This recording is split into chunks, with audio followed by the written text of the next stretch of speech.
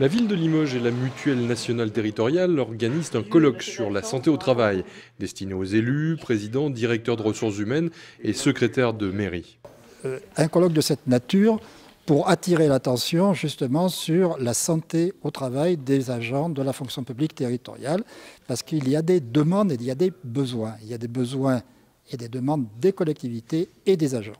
Alors pour les collectivités, c'est aider les collectivités dans la mise en place d'une véritable politique de santé au travail et aider aussi les collectivités à remplir leurs obligations légales. Parce qu'il faut savoir que les collectivités ont les mêmes obligations légales que dans le privé. Les dispositifs existent. DRH, médecins de prévention, psychologues doivent faire évoluer les méthodes d'accompagnement existantes.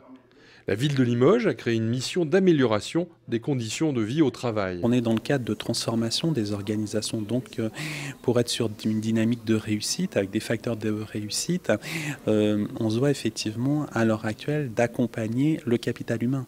Le capital humain qui est effectivement, contrairement à d'autres types de variables, une ressource rare sur justement les parcours professionnels qui durent toute une vie, qui peuvent effectivement s'interrompre par rapport à différents types de problématiques ou être réorientés.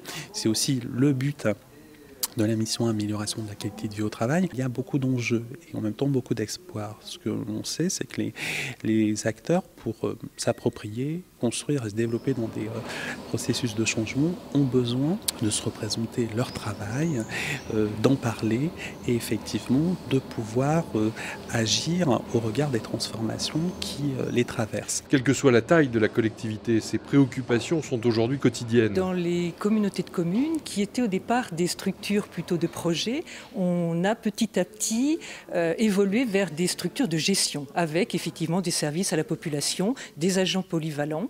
Et il est vrai que dans des structures comme les nôtres, nous avons bien sûr des ressources humaines, mais peut-être pas suffisamment étoffées. C'est pour cela qu'on est affilié au centre de gestion qui nous amène justement la médecine de prévention, qui nous amène cet accompagnement au niveau des recrutements, des mobilités, etc. La MNT se doit de valoriser et promouvoir les initiatives locales et faire partager les bonnes pratiques. Alors la MNT, bon, c'est pas suite à ce colloque qu'elle va mettre des actions en place. Elle en a déjà mis en place depuis un certain temps. Alors c'est des actions, là aussi, à la fois tournées vers les collectivités et des actions tournées vers les agents. Alors on a un certain nombre d'outils qui peuvent servir.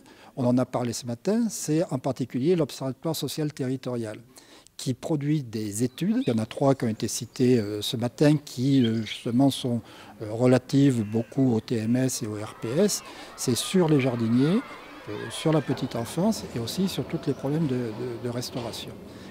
Parce que c'est dans les métiers de la fonction publique territoriale, c'est là où on trouve le plus de risques, en particulier sur les TMS, mais aussi, on l'a vu ce matin, qui enchaînent très souvent des risques psychosociaux. Les suites de ce colloque seront à évaluer dans les prochains mois afin de valider les intentions et les projets dans l'amélioration des conditions de vie professionnelles.